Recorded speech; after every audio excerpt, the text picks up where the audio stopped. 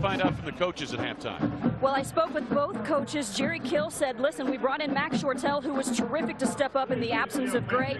We're utilizing his talent, and he's clearly throwing the ball very well. He lifted the energy. Defensively, he said, I am not happy with the amount of running the Broncos have been able to do. And by the way, when you speak of the Broncos, Western Michigan head coach Bill Cubitt told me their DBs are not adjusting well enough to the passing style of Max Shortell, and he said they have to do a better job overall. Carter to Wilson for a short gain, and it almost looked like Stacy Paetz. John Dean had actually set the pole by lap 4 in qualifying, but what happened? Because today he's starting row 2 in 3rd place. He told me the chicane got freer and the track opened up a little bit. Well, I also asked him, how do you discard that mental weight of knowing you should have had the pole and the additional points? He said, you know, it's a race. I've already forgotten by the time I step in the car, and all I'm thinking about is winning. Wow, that guy sounds like a winner, because that's how it is for me. I've got this kind of ADD. You know, if it went wrong in qualifying, by the time I line up for the standing start, that's gone.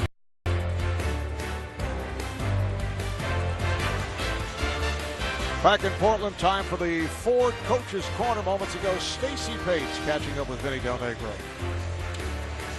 Vinny Del Negro and the Clippers off to a good start here at the end of the first quarter. You know, you out-rebounded the Spurs last night. It was the first time you've out-rebounded an opponent, which is something you wanted to do. What are you seeing so far here? Well, I thought DeAndre got us off to a good start. He was very active. We turned it over a little bit too much. I thought we had some good defensive stops. Finished the quarter off pretty well, so we'll see what happens.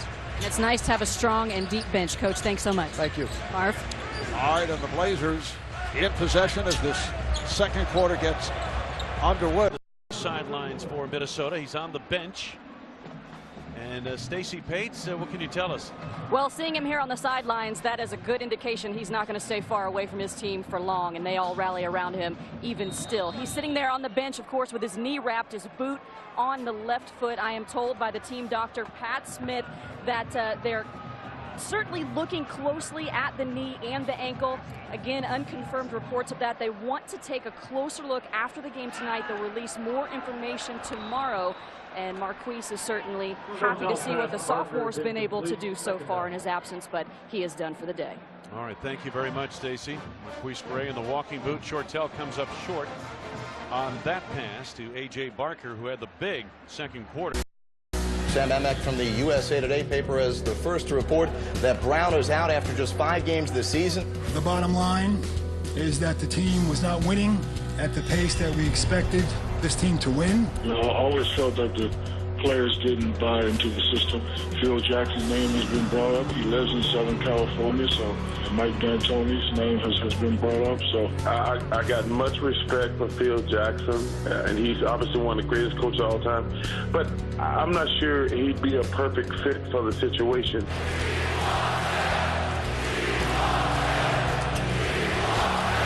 Everybody in basketball believes that this is Phil Jackson's job to turn down if he wants the job. The question is that all he wants? A stunner overnight from L.A. Early morning East Coast time, late night out on the West Coast. The Lakers did a complete 180 with their coaching search, going from Phil Jackson and instead choosing Mike D'Antoni.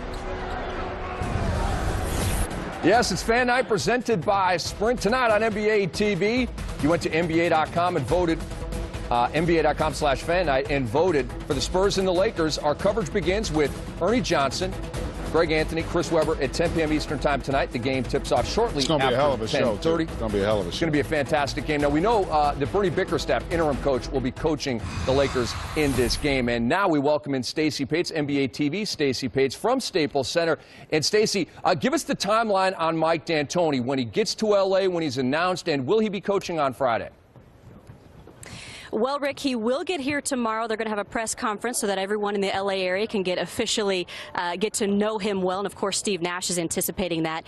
The hope would be that he could coach on Friday, because that would just add to the storyline of drama, right? That would be against his former team, the Phoenix Suns. I've not gotten confirmation from the Lakers staff in terms of if he will or will not coach on Friday. But one thing Mike D'Antoni did say, we heard him talking today on a radio show, and he said that he would, because, you know, he just had his knee replaced, that he would be each quarter getting worse and worse. You know, he can't cheat out far enough to speak to the refs very much. So he said each quarter he'd be hobbling and be even a little bit more silly looking, I think is what he said. So unsure if he's going to coach on Friday. It would certainly add to the drama. But if I hear anything before the night's up, you guys will be the first to know. And Stacy, we already know that that's one of the biggest parts of Mike D'Antoni's game is berating officials. So maybe the referees would get off easy that night. Now, Stacy, what is the vibe in the Lakers locker room, given the coaching carousel that's been surrounding the Lakers over the past 5 days?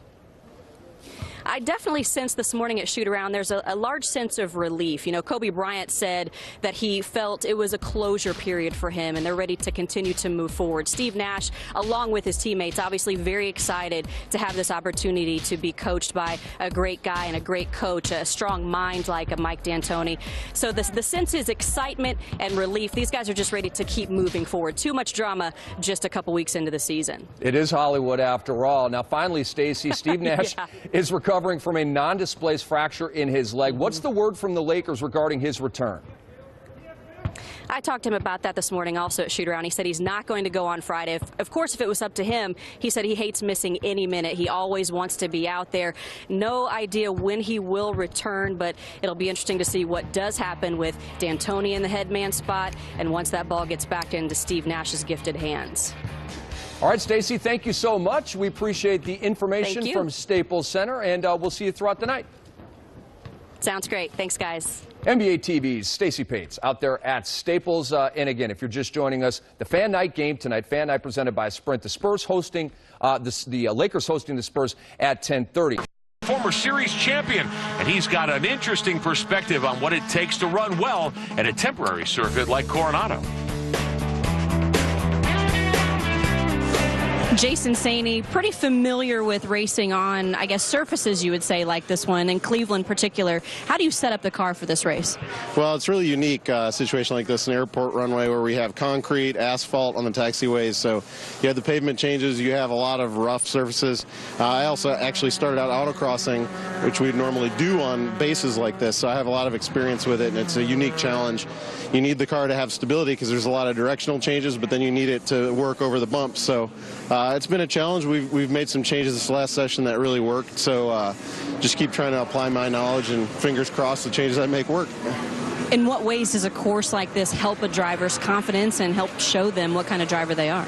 Well, you know, it's definitely a courage type of track where it's high speed, there's transitions, but it also requires patience. So we used to call it, in autocross, we used to call it controlled aggression. So these guys really need to be aggressive in the chicanes and in those fast portions, but then they have to have a lot of patience in the tight corners. So as a driver, that's a definite you know, building block. That's something that you really need to do all the time. So this just is a great lesson, and this just reminds me of Cleveland, where I grew up and had some great success in 2007 in the MX5 Cup in Cleveland. So hopefully our team can emulate some of that this weekend. Controlled aggression. He put it very well. That's what a sprint race is. Here's Lillard for three.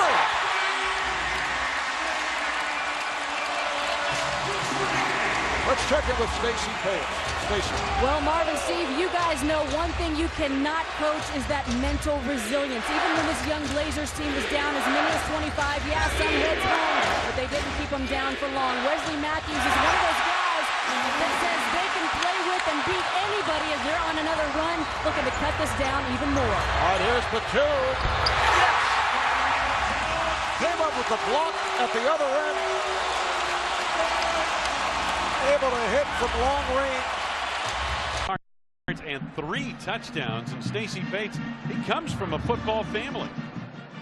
When you talk about A.J. Barker, of course, we know that he is a walk-on here in Minnesota, which is certainly an important thing to look at. And when you look at the success that he's had, this game and the rest of the season has been dedicated to his brother, a freshman who also walked on in the Big Ten. Ross walked on at Wisconsin, but recently had to quit because during his physical, they found a heart condition. He does have an abnormal heart, so he cannot play contact sports. A.J., the big brother, always looking at his younger brother, wanting to set an example, and has done that, continues to do that, and again will play this game the remainder of the season for his brother Ross. Yeah, Ross said he's going to play Frisbee, and they haven't told him he can't do that, so he's going to do it until they say he can't do it.